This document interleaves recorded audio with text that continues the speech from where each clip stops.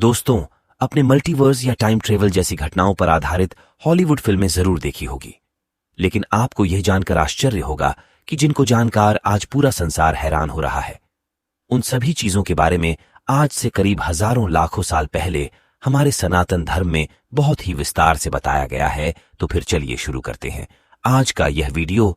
इसमें मैं आपको कुछ ऐसी घटनाओं और साक्ष्यों के बारे में बताऊंगा जिनमें मल्टीवर्स और टाइम ट्रैवल जैसी घटनाओं का जिक्र है। हमारे ब्रह्मांड के बाहर क्या है? यह ऐसा सवाल है जिसका ठोस जवाब फिलहाल विज्ञान के पास भी नहीं। हम अभी अपने ब्रह्मांड के ही अनगिनत रहस्यों को नहीं सुलझा पाए हैं। साइंटिस्ट मानते हैं कि हमारा ब्रह्मांड अनंत है और इसका कोई छोर नहीं। ऐसे में ब्रह्मांड के बाहर क्या है, इसका अनुमान लगाना भी काफी मुश्किल है। लेकिन इससे जुड़ा एक कॉन्सेप्ट काफी लोकप्रिय है, मल्टीवर्स यानी ढेर सारे ब्रह्मांड। मल्टीवर्स शब्द से लगता है कि यह विषय काफी आधुनिक है, लेकिन इस अवधारणा का जिक्र हिंदू माइथोलॉजी में भी है। महर्षि वाल्मीकि के लिखे योग वशिष्ठ या फिर महारामायण को अद्वैत वेदांत के सबसे महत्वपूर्ण ग्रंथों में से एक माना जाता है। इसमें न सिर्फ मल्टीवर्स बल्कि टाइम ट्रैवल जैसे आधुनिक सिद्धांतों की भी झलक मिलती है। योग वशिष्ठ के बारे में आगे जानने से पहले मल्टीवर्स के कॉन्सेप्ट को थोड़ा समझ लेते हैं। मल्टीवर्स थियरी के मुताबिक हमारे ब्रह्मांड के बाहर भी इसी तरह के अनगिनत ब्रह्मांड हैं। उन सभी में हमारे प्रतिरूप हैं। किसी भी कार्य के जितने संभावित परिणाम होते हैं, ब्रह्मांड का उतने ही भागों में विभाजन हो जाता है। मिसाल के लिए, आप 12वीं का एग्जाम पास करने के बाद मेडिकल की पढ़ाई करते हैं और डॉक्टर बन जाते हैं। लेकिन किसी और ब्रह्मांड में आपका प्रतिरूप कोई दूसरा विषय पढ़ता है और स्कूल टीचर बन जाता है। किसी अन्य ब्रह्मांड में एग्जाम में फेल होकर या पढ़ाई छोड़कर कोई दूसरा काम भी करने लग सकता है। यानी इंसान के किसी एक कार्य के अनगिनत संभावित परिणाम हो सकते हैं और उसी के हिसाब से मल्टीवर्स चलता है। अब योग वशिष्ठ की बात करें तो यह महर्षि वशिष्ठ और भगवान राम के बीच संवाद पर आधारित ग्रंथ है। ऋषि वाल्मीकि ने इसे सिर्फ लिपिबद्ध किया। योग वशिष्ठ के अनुसार गुरुकुल में शिक्षा प्राप्त करने के बाद भगवान राम देशाटन पर निकले और उन्होंने कई ऋषियों मुनियों से संवाद किया। इससे श्री राम को वैराग्य हो गया।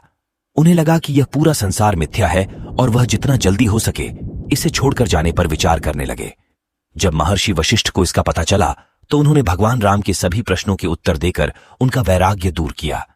इसमें वशिष्ठ ने विस्तार से बताया कि सृष्टि की उत्पत्ति कैसे हुई, यह ब्रह्मांड कैसे कार्य करता है।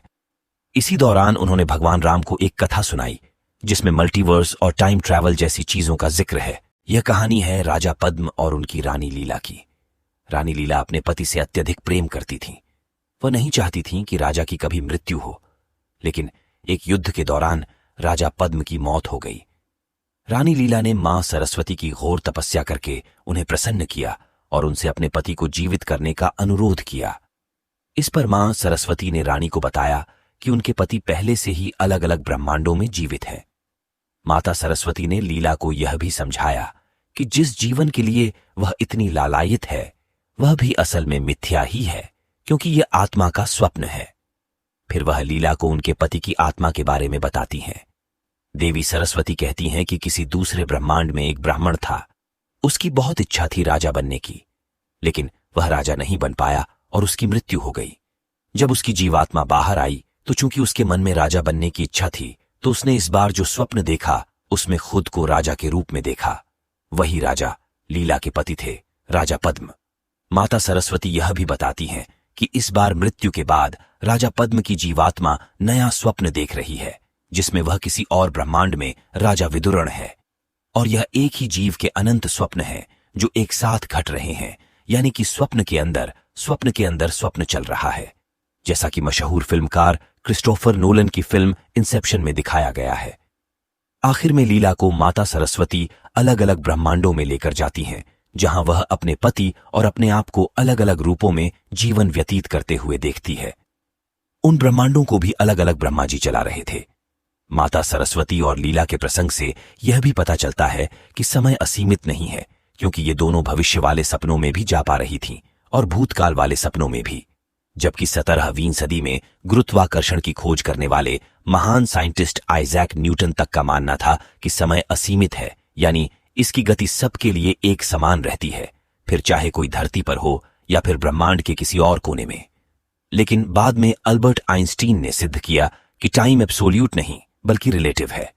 मतलब कि यह स्पेस और ग्रेविटी के हिसाब से हर किसी के लिए अलग अलग हो जाता है। इस चीज को हिंदू माइथोलॉजी के एक अन्य ग्रंथ भागवत पुराण में काफी अच्छे से समझाया गया है, वैवस्वत मनु के कुल के राजा रेवत के जरिए। राजा रेवत की एक अति सुंदर पुत्री थी, रेवती।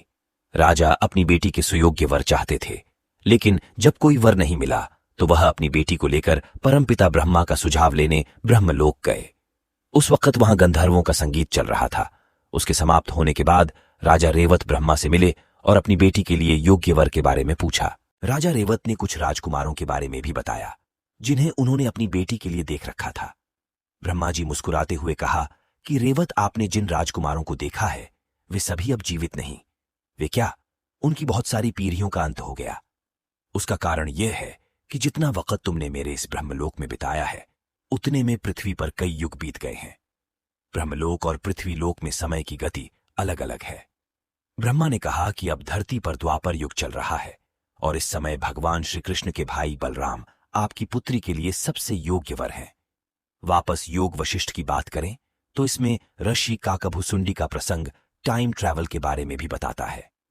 काकभुसुंडी समय की चक्रीय प्रकृति का उल्लेख करते हुए बताते हैं कि उन्होंने किस तरह अलग अलग परिणामों के साथ रामायण को 11 और महाभारत को 16 बार देखा है। ये बिल्कुल वैसा ही है जैसा कि मार्वल स्टूडियो की फिल्म एवेंजर्स इन्फिनिटी वॉर में दिखाया गया।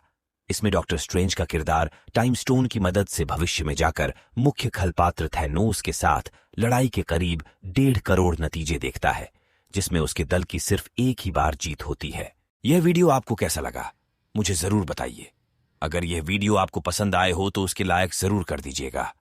अगर आप मेरे चैनल पर नए हैं तो सब्सक्राइब जरूर कीजिएगा। ये वीडियो देखने के लिए धन्यवाद। जय श्री राम।